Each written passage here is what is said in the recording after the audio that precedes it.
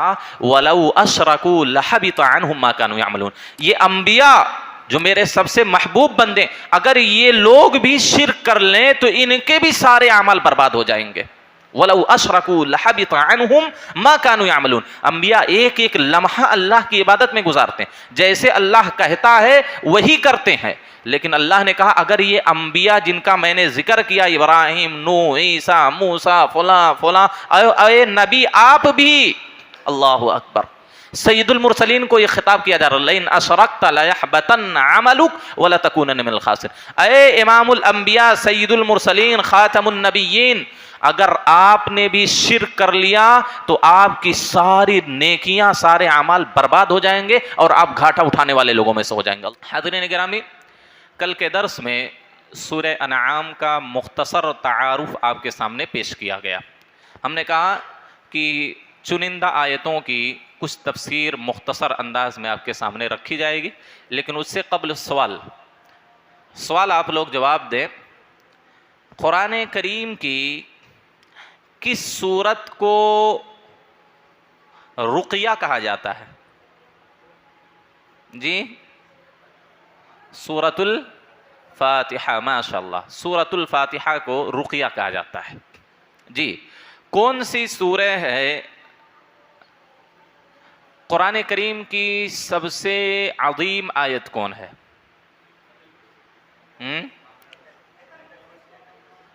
حروف کے اعتبار سے، حروف کے اعتبار سے قرآن کریم کی سب سے لمبی آیت آیت مداینہ، قرض والی آیت، یا ایھا الذین آمنوا اذا تداینتم، تقریباً 281 یا 82 نمبر کی حدیث ہے، آیت ہے سورہ بقرہ کی. وہ پورے مکمل ایک صفحے کی ہے، بیچ میں کوئی آیت نہیں، سیدھا شروع سے لے کر آخر تک پورے صفحے میں ایک ہی آیت ہے. قرآن کریم کی سب سے عظیم سورت کون سی ہے؟ جی، سورۃ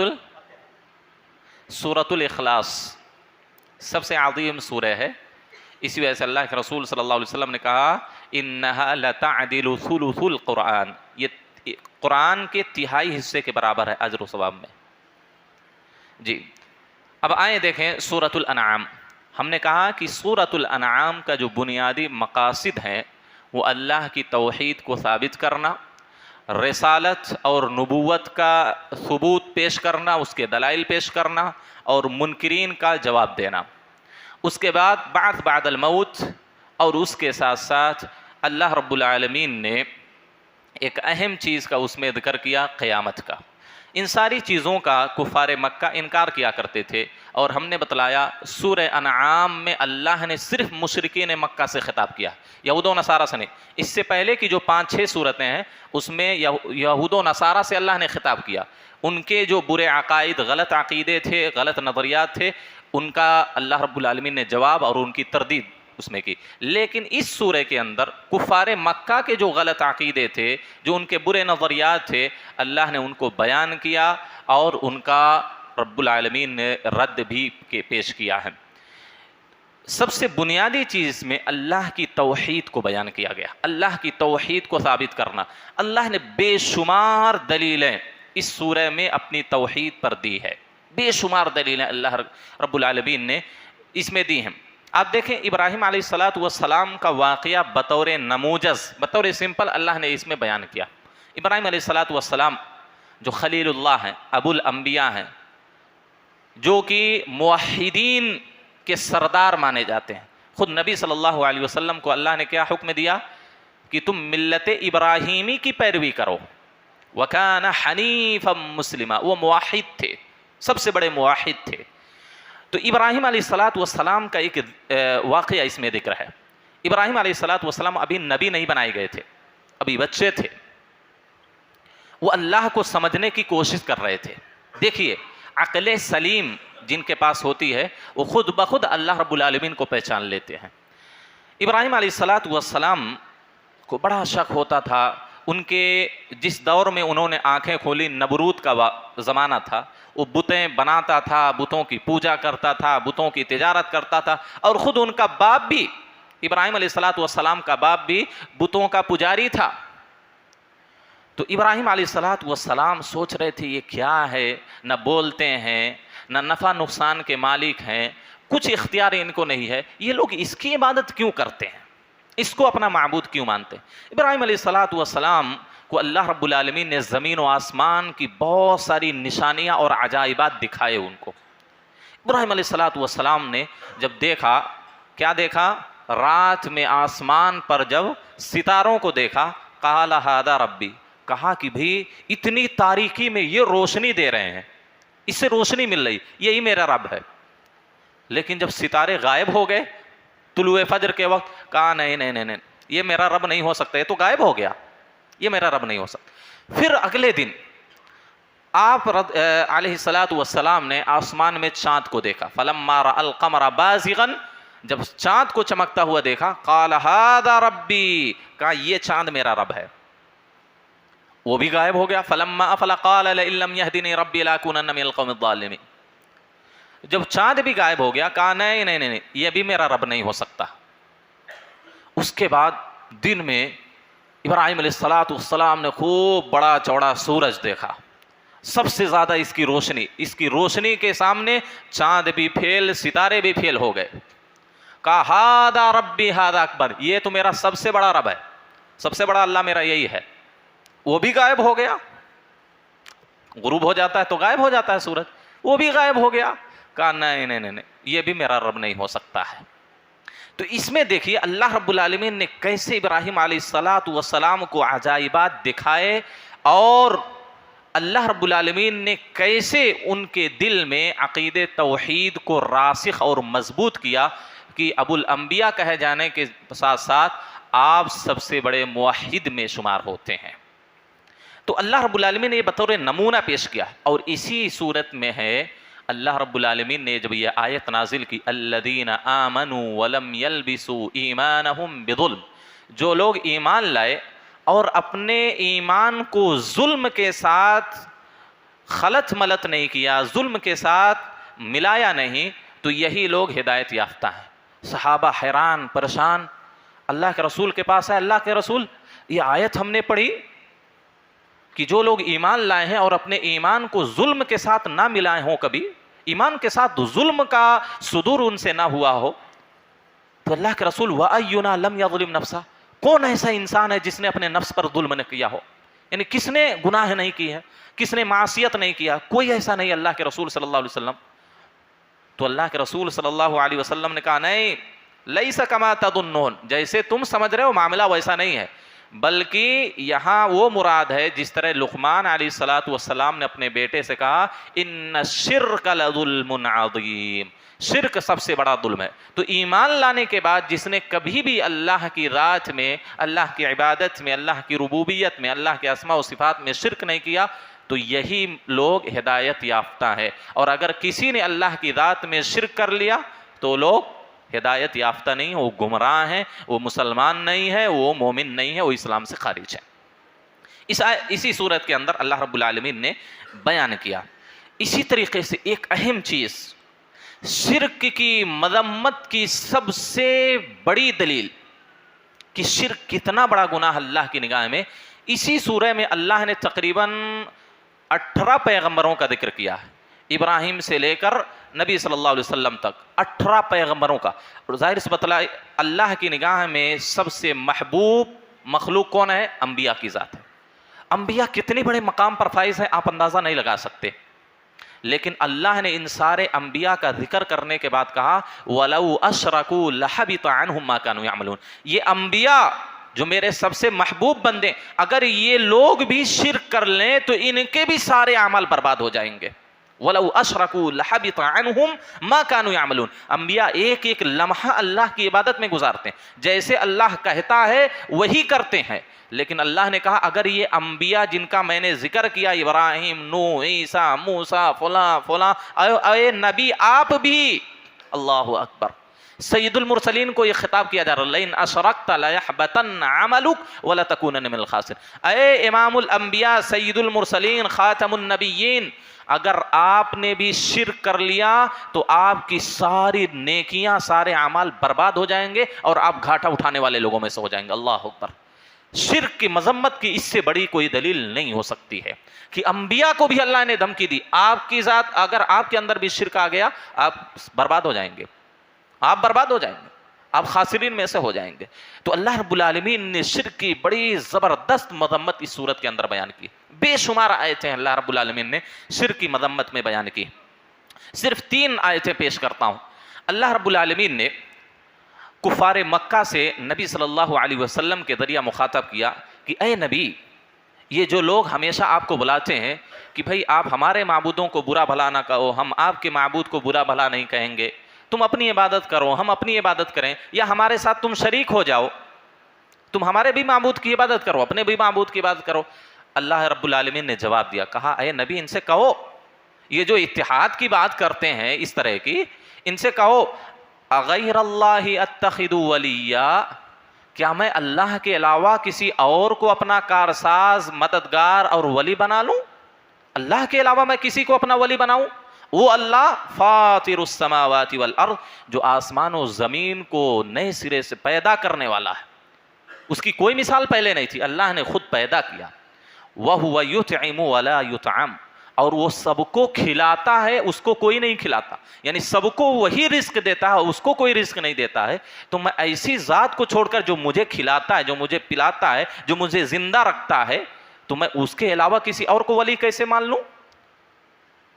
और उसके बाद अल्लाह रब्बुल आलमीन ने कहा कि कुल इन्नी उमिरतु अन अकूना अव्वल मन अस्लम, कहो ऐ नबी इन काफिरों से, मुशरिकीन मक्का से कहो कि अल्लाह ने मुझे इस बात का हुक्म दिया है कि मैं सबसे पहला मुसलमान बनूं, सबसे ज़्यादा मुतीअ फरमा बरदार बनूं, और मैं मुशरिकों में से ना बनूं। ये अल्लाह ने मुझे हुक्म दिया है, लिहाजा मैं तुम्हारे माबूद के साथ इत्तिहाद नहीं कर सकता, क्योंकि वही खिला रहा है। अगर तुम्हारे माबूद खिलाते तो मैं इसको माबूद मानता, लेकिन ये खिला नहीं रहे, ये तो खुद तुम्हारे ही हाथों के बनाए हुए हैं, तुमने अपने हाथों से इसको तराशा है, अपने हाथों से इसको बनाया है, और तुम खुद उसकी पूजा कर रहे हो, तुमने उसको पैदा किया और तुम ही उसको पूजा कर रहे हो।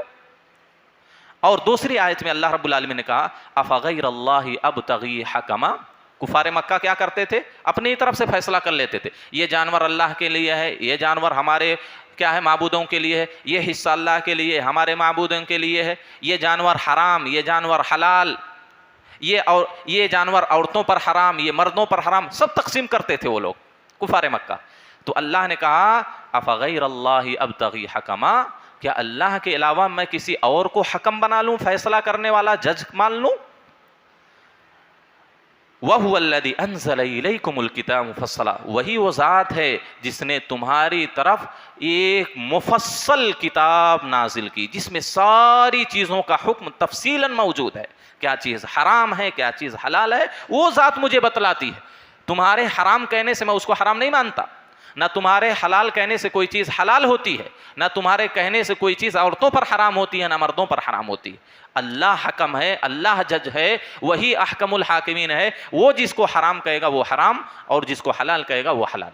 और तीसरी आयत अल्लाह रब्बुल आलमीन ने इसमें कुल अगैरल्लाहि अबगी रब्बा व हुवा रब्बु कुल्लि शै, क्या मैं अल्लाह के अलावा किसी और को रब बना लूं, हालांकि वो हर चीज़ को पालने वाला है, हर चीज़ को पालने वाला वही है, तो मैं उसको छोड़कर कैसे किसी दूसरे को रब बना सकता हूं? हमने कल बतलाया था 3 चीज़ें जिसमें पाई जाएं उसी को रब कहेंगे। पहली चीज़ जो हर चीज़ को पैदा करने वाला हो, दूसरी चीज़ जो हर चीज़ का मालिक हो, तीसरी चीज़ जो हर चीज़ का निज़ाम चला रहा हो, तसर्रुफात जिसके इख्तियार में हो। तो हर चीज़ का पैदा करने वाला अल्लाह है, हर चीज़ का मालिक अल्लाह, कुल लिल्लाहि मा फिस समावाति व मा फिल अर्द, ज़मीन व आसमान में जो कुछ भी है सब अल्लाह की मिल्कियत है। और ज़मीन व आसमान, सूरज, चाँद, सितारे, इंसान, जानवर, इन सारी चीज़ों का निज़ाम कौन चला रहा है? कौन सी तदबीर कौन कर रहा है? तसर्रुफात कौन? अल्लाह कर रहा है। तो कहा कि अल्लाह हर चीज़ का पालने वाला है, तो मैं अल्लाह को छोड़कर रब कैसे दूसरे को बना लूँ? इन तुम्हारे पत्थरों को मैं अपना माबूद समझ लूँ, तुम्हारे हाथों से बनाए गए चीज़ों को मैं अपना माबूद, अपना रब मान लूँ? ये तो परवरिश नहीं करते, तुम खुद इसकी परवरिश करते हो, तो मैं इसको कैसे अपना रब मान सकता हूँ? बाज़ लोग नबी के दौर में और नबी के दौर के बाद भी बाज़ लोग तो मुतलक तौर पर अल्लाह ही का इनकार करते थे। آپ نے وہ واقعہ سنا ہوگا، امام ابو حنیفہ رحمہ اللہ، بڑا دلچسپ واقعہ ہے، بعض لوگوں نے کہا کہ یہ واقعہ صحیح نہیں ہے، لیکن استشہاد اور اعتبار کے لیے بہت زبردست واقعہ ہے۔ واقعہ کیا ہے؟ امام ابو حنیفہ رحمہ اللہ، بعض ملحد کسے کہتے ہیں؟ اتھسٹ، جو اللہ کو مانتے نہیں، کہتے ہیں یہ جو زمین و آسمان کا نظام چل رہا ہے یہ خود بخود چل رہا ہے، کوئی اس کا چلانے والا نہیں، یہ خود سے پیدا ہوئے ہیں، خود سے چل رہا ہے یہ نظام۔ امام ابو حنیفہ سے مناظرہ ہوا۔ امام ابو حنیفہ نے کہا ٹھیک ہے، فلاں وقت دجلہ کے اس پار جو جگہ ہے وہاں سب لوگ جمع ہوں گے، وہاں مناظرہ ہوگا۔ امام ابو حنیفہ رحمہ اللہ، جو وقت متعین تھا، سارے لوگ جمع ہیں، انتظار کر رہے ہیں، اور یہ ملحد جو فلسفی تھا وہ کہتا تھا کہ میرے سامنے شاید امام ابو حنیفہ کے پاس کوئی دلیل نہیں، اس وجہ سے وہ نہیں آ رہے ہیں۔ امام ابو حنیفہ بہت تاخیر ہو گئی، نہیں آئے۔ امام ابو حنیفہ رحمہ اللہ بڑی تاخیر سے آئے۔ بات شروع ہوئی، کہا کہ بھائی تم نے اتنی تاخیر کیوں کی؟ کیوں وقت پر نہیں آئے؟ تم نے وعدہ کیا وقت پر نہیں آئے۔ میں بہت اختصار کے ساتھ بتا رہا ہوں، تو التفسیر الکبیر میں یہ واقعہ موجود ہے۔ تو امام ابو حنیفہ نے کہا ذرا سنو، میں جب دجلہ کے کنارے، ندی کے کنارے پہنچا، نہر کے کنارے، تو اس پار آنے کے لیے میرے پاس کوئی کشتی نہیں تھی جس پر میں بیٹھ کر دریا کے اس پار، یعنی جہاں مناظرہ ہونے والا تھا، وہاں آ سکوں۔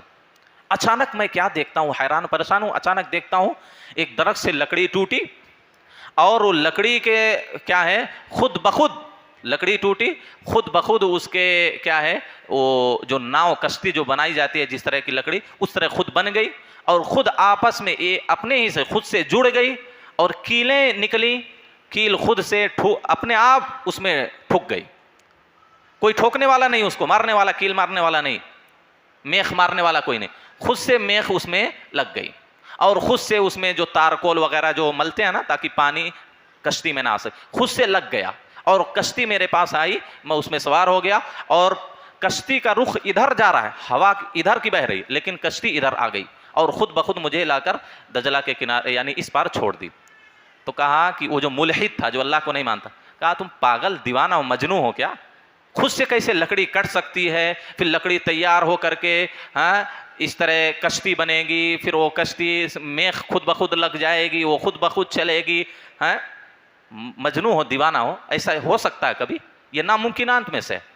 کہا کہ دیوانے، جب ایک لکڑی خود سے ٹوٹ کر کشتی نہیں بن سکتی ہے، میخ خود بخود نہیں لگ سکتی ہے، یہ زمین و آسمان کا اتنا وسیع و عریض جو دنیا ہے، یہ خود بخود کیسے چل سکتی ہے؟ ایک کشتی جب خود بخود نہیں بن سکتی ہے، کشتی خود بخود نہیں چل سکتی، تو یہ دنیا کیسے چل سکتی ہے؟ تو ہکا بکا ہو گیا، ہکا بکا ہو گیا۔ ظاہر سی بات ہے، عجیب بات ہے نا۔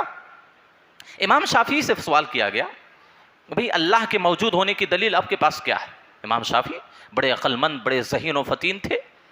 امام شافعی رحم اللہ نے کہا کہ دیوانے ذرا دیکھو، شہتوت کا درخت دیکھتے ہیں، شہتوت سمجھتے ہیں آپ لوگ؟ ایک کڑوا ہوتا ہے، ایک پھل ہوتا ہے، کس کی طرح یہ جو لال لال وہاں بیچتا ہے، کیا کہتے ہیں؟ بلیک، اسٹرابری، اسی کی طرح چھوٹا پھل ہوتا ہے، اس کو شہتوت بولتے ہیں، شہتوت اس کو بولتے ہیں۔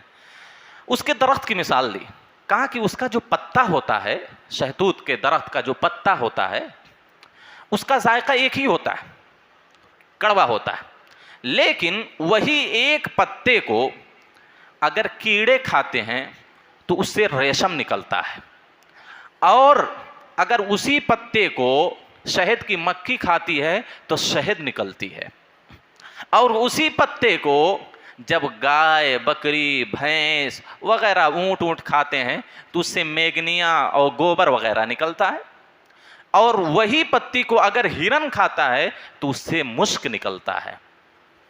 امام شافعی رحم اللہ نے کہا ایک ہی چیز ہے، وہ کھا رہا ہے تو اس سے شہد نکل رہی ہے، اس سے ریشم نکل رہا ہے، اس سے مشک عنبر نکل رہا ہے، اس سے کیا ہے، گوبر نکل رہا ہے، آخر یہ مختلف صلاحیتیں پیدا کرنے والا کون ہے؟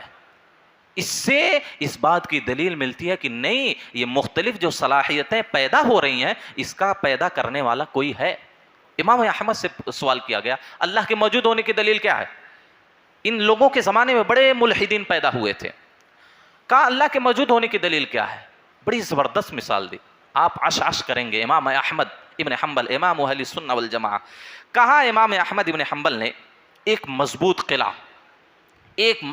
قلعہ چکنا ایک دم، اس کے اندر داخل ہونے کا کوئی دروازہ نہیں، کوئی سوراخ نہیں، کوئی راستہ نہیں ہے، لیکن اور اس کا اوپری حصہ ظاہری حصہ بالکل چاندی کی طرح سفید، اور اس کے اندر کا حصہ بالکل سونے کی طرح پیلا پیلا ہے.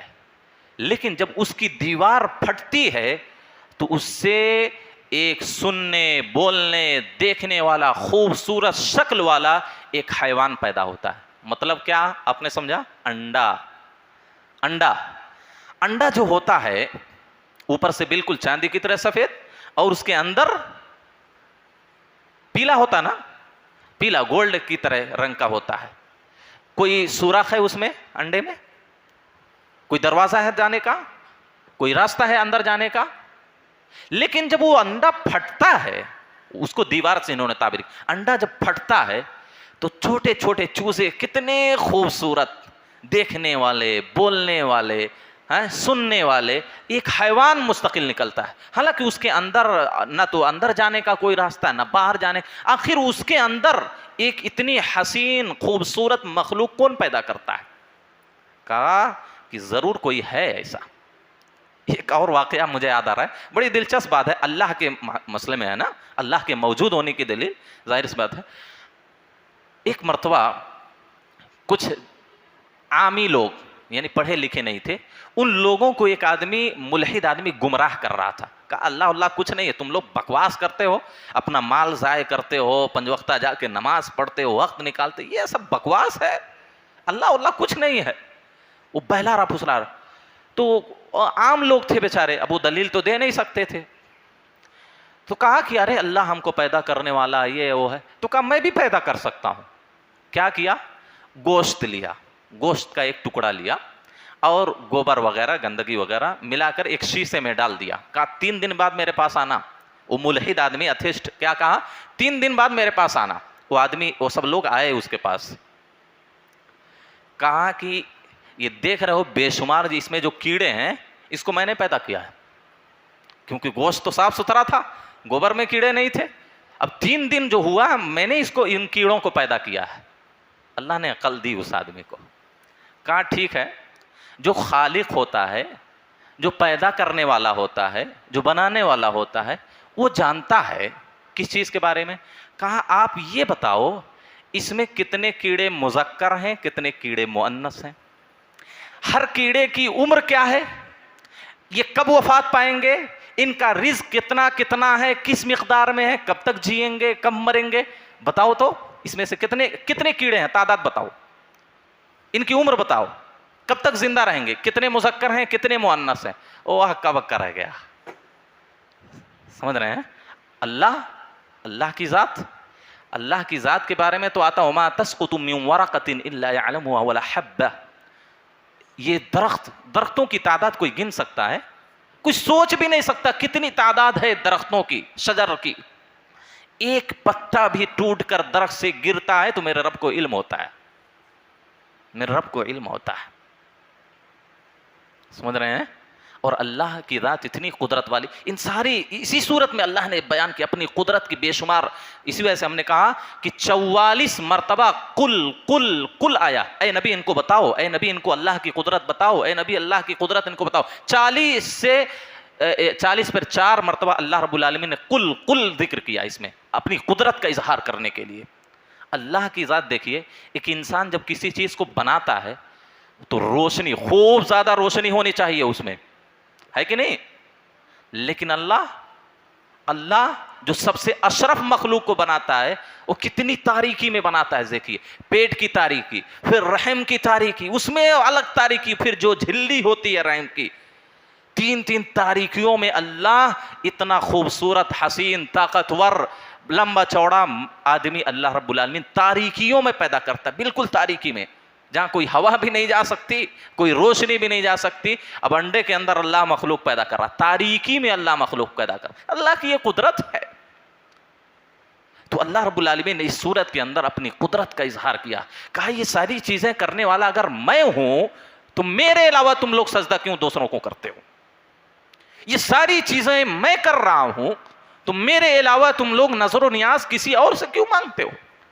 یہ ساری چیزیں میں انجام دے رہا ہوں، تم کو کھلا رہا ہوں، تم کو پلا رہا ہوں، یہ آسمان و زمین کا نظام چل رہا ہے، تمہارے لیے چل رہا ہے۔ آسمان و زمین کے اندر جتنی چیزیں پیدا کی ہیں سب تمہارے لیے پیدا کی ہیں، ایک ایک سانس کے میں تمہارے مالک ہوں، آخر مجھے چھوڑ کر تم لوگ دوسروں سے اولاد کیوں طلب کرتے ہو؟ اللہ نے اس میں ساری چیزیں بیان کی۔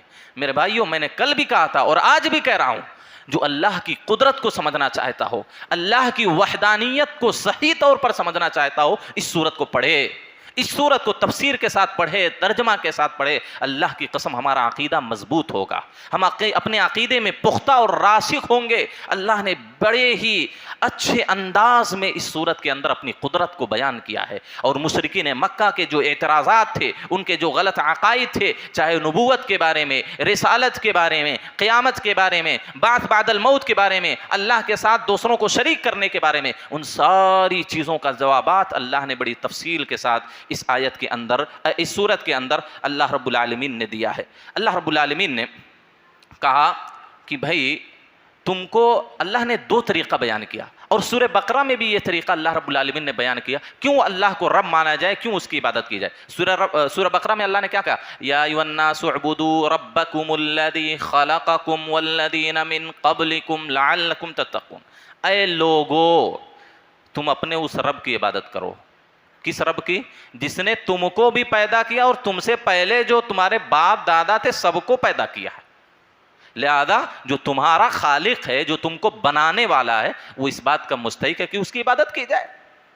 سب کا، آدم سے لے کر سب کو جو پیدا کیا ہے وہی مستحق ہے کہ اس کی عبادت کی جائے۔ اس کے بعد اللہ رب العالمین نے اپنی چند نعمتوں کا ذکر کیا۔ الذی جعل لکم الارض فراشا والسماء بناء وانزل من السماء ماء فاخرج به من، جس نے آسمان و زمین بنائے، آسمان کو تمہارے لیے چھت بنایا، زمین کو تمہارے لیے بستر بنایا، بچھا دیا، آسمان سے بارش نازل کیا، اس میں سے طرح طرح کے پھل تمہارے لیے اگائے، طرح طرح کے اناج غلے اگائے۔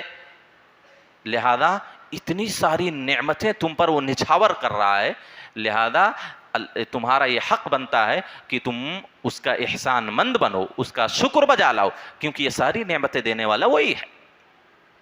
تو یہ ساری وجوہات اللہ نے بیان کی کہ کیوں اللہ کو رب مانے، کیوں صرف اسی کی عبادت کریں میرے بھائیوں۔ اور اسی سورت کے آخر میں اللہ نے کیا کہا؟ بڑی جامع بات، قل ان صلاتي ونسكي ومحياي ومماتي للہ رب العالمین۔ توحید کی زبردست مثال۔ اے نبی، ان سے کہو کہ میں تمہارے معبودوں کے ساتھ اتحاد نہیں کر سکتا۔ لکم دینکم ولی دین، میرا دین میرے لیے، تمہارا دین تمہارے لیے۔ لا اعبد ما تعبدون، تم جس کی پوجا کرتے ہو میں اس کی پوجا نہیں کر سکتا، تم جس کی عبادت کرتے ہو، جس کے سامنے جھکتے ہو میں اس کے سامنے جھک نہیں سکتا۔ کہو ان سے، آئے میرے نبی، ان صلاتی، میری نماز، ونسکی، میری قربانی، ومحیای ومماتی، میرا جینا میرا مرنا، سب اللہ ہی کے لیے ہے۔ قل ان صلاتی ونسکی ومحیای ومماتی للہ رب العالمین، اس اللہ کے لیے جو سارے جہان کا پروردگار ہے، سارے جہان کا پروردگار ہے۔ لا شریک لہ، اس کا کوئی شریک نہیں، اس کا کوئی شریک نہیں۔ تو یہ توحید ہے، اسی کو توحید کہتے میرے بھائیوں۔ تو نبی کو بھی اللہ نے کہا اگر شرک کر لیا تو تم بھی گھاٹا اٹھانے والے لوگوں میں سے ہو جاؤ گے، تمہارے بھی اعمال برباد ہو جائیں گے۔ میرے بھائیوں، توحید سمجھو کیا ہے۔ توحید یہ سب سے بڑا ذریعہ ہے جنت میں داخل ہونے کا۔ آپ کے پاس بے شمار نیکیاں ہوں لیکن توحید نہیں ہے تو جہنم میں سب سے بڑا جانے کا ذریعہ عدم توحید ہے۔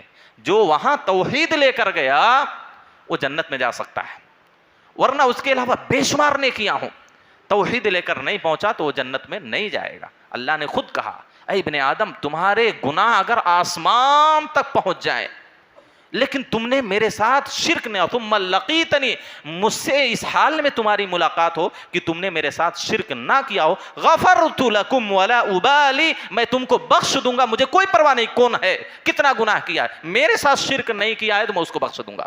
لیکن اگر تم زمین و آسمان بھر کر نیکیاں لے کے میرے پاس آؤ، لیکن میرے ساتھ شرک کیے ہو تو میں تمہیں نہیں بخشوں گا، جہنم میں پھینک دوں گا۔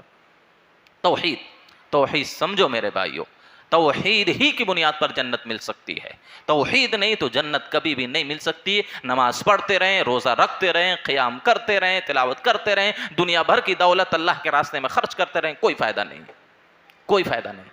توحید سمجھو، شرک کیا ہے، شرک کی قسمیں کیا ہیں، کیسے کیسے شرک ہمارے اندر پیدا ہو سکتا ہے، وہ ساری چیزیں ہم کو سمجھنے کی ضرورت ہے۔ کچھ شرک اکبر ہوتا ہے، شرک اصغر ہوتا ہے، کچھ سے نیکیاں ساری برباد ہو جاتی ہیں، اسلام سے خارج ہو جاتا۔ شرک اصغر جو ریاکاری ہے، اس سے وہ عمل برباد ہو جاتا ہے جس میں وہ ریاکاری پائی جاتی۔ ان ساری چیزوں کو سمجھنے کی ضرورت ہے۔ وقت اجازت نہیں دے رہا ہے کہ بات کو طویل کیا جائے۔ اللہ سے دعا ہے اللہ ہم تمام لوگوں کو خالص اللہ کی عبادت کرنے کی توفیق عطا فرمائے۔ اللہ ہم تمام لوگوں کو ہر طرح کے چھوٹے بڑے شرک سے حفاظت فرمائے۔ اللہ ہر طرح کی بدعت سے، نفاق سے، کفر سے اللہ ہماری حفاظت فرمائے۔ اللہ جب تک زندگی دے کتاب و سنت کے مطابق زندگی گزارنے کی توفیق دے، جب خاتمہ فرما تو خاتمہ بالخیر عطا فرما۔ آمین۔ وآخر دعوانا الحمد للہ رب العالمین، والسلام علیکم۔